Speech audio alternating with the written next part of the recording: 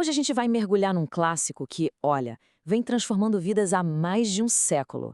A Ciência para Ficar Rico, do Wallace D. Wattles. E pode acreditar, isso aqui não é só um livro, é quase um manual de instruções, um método prático para alcançar a prosperidade. Vamos juntos descobrir os segredos dele. Vamos começar com uma pergunta que já mexe com a cabeça. E se ficar rico não tivesse nada a ver com sorte, com talento ou com estar no lugar certo na hora certa? E se, na verdade, fosse uma ciência, com leis tão precisas quanto as da matemática? É essa a premissa central que a gente vai desvendar aqui. O que impressiona de cara é a ousadia dessa afirmação, né?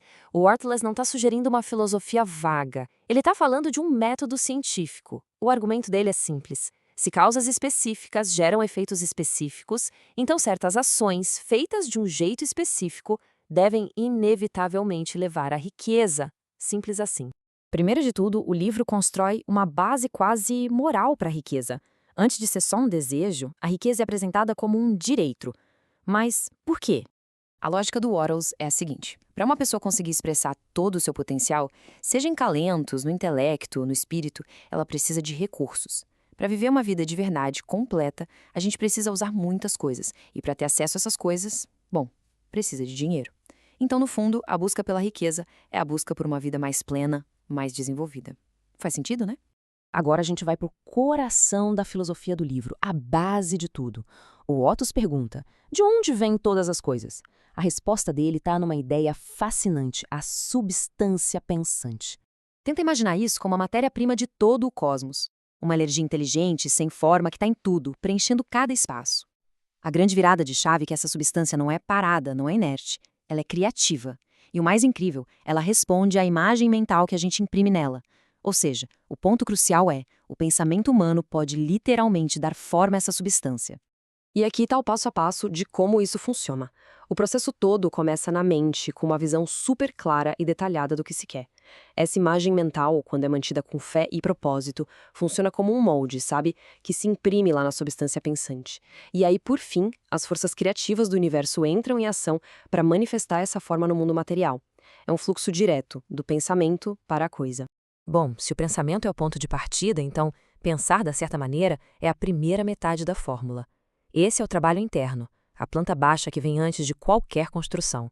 Esse pensamento criativo se sustenta em 3 pilares. Primeiro, clareza absoluta, nada de desejo vago. Segundo, gratidão, que funciona como um conector poderosíssimo. E terceiro, o uso correto da força de vontade, um ponto que muita gente entende errado. Vamos focar um pouquinho na gratidão. Para o Wallace, ela é uma ferramenta de alinhamento. Ser grato impede que a mente caia na reclamação, na dúvida, naquela sensação de que falta tudo. Quando a gente agradece pelo que já tem, a nossa mente entra na mesma sintonia da fonte criadora. E isso abre os canais para receber mais. É uma lei do universo, né? Semelhante atrai semelhante. E a força de vontade. O único trabalho dela é manter disciplina sobre os nossos próprios pensamentos. É usar essa força para manter o foco na visão de riqueza e para agir do jeito certo, mandando embora qualquer pensamento de dúvida, de medo ou de pobreza. Tentar usar a força de vontade para controlar os outros ou forçar um resultado é um erro. Isso coloca a gente no modo competitivo e não no criativo. Mas pensar certo é só metade do caminho. O pensamento precisa de um canal para virar realidade. E esse canal é a ação. É aqui que a gente constrói a ponte entre o invisível e o visível. E aqui, o Wattles faz uma distinção que é crucial, a diferença entre a mente competitiva e a criativa. A mente competitiva vê o mundo como se a riqueza fosse uma pizza de tamanho fixo. Para alguém pegar um pedaço maior, o outro tem que ficar com menos. Já a mente criativa entende que a riqueza é infinita, porque ela é criada daquela substância pensante. Não se trata de tirar de alguém, e sim de criar mais valor, mais riqueza para todo mundo. Agir da certa maneira se baseia em 3 coisinhas. Primeiro, ação eficiente. Não é sobre fazer 1 milhão de coisas, mas fazer cada coisinha, por menor que seja, com perfeição. Segundo, valor de uso. O foco é sempre entregar mais utilidade do que o valor em dinheiro que se recebe.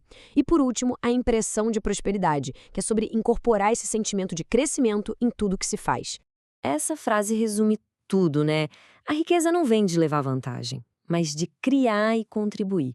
Quando a gente agrega mais valor à vida das pessoas, seja com produtos, serviços ou com o nosso trabalho, a gente naturalmente atrai mais riqueza. É uma troca onde todo mundo sai ganhando. Ok, chegamos ao grande resumo. Se a gente pudesse pegar toda essa ciência e condensar numa fórmula bem direta, como seria? Vamos montar isso juntos, passo a passo. Tudo começa aqui. Uma imagem exata, detalhada do que se deseja. É o projeto mental. A isso, a gente soma uma fé que não se abala, a certeza de que a visão já é real no invisível e um propósito firme para realizar. Em seguida, entra a gratidão, que mantém a gente conectado com a fonte de tudo e com a mente pronta para receber.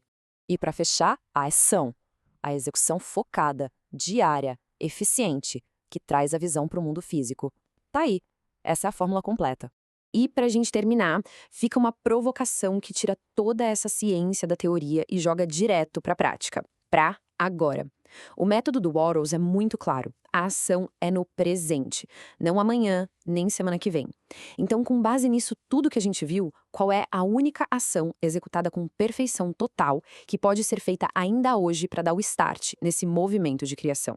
A ciência começa agora.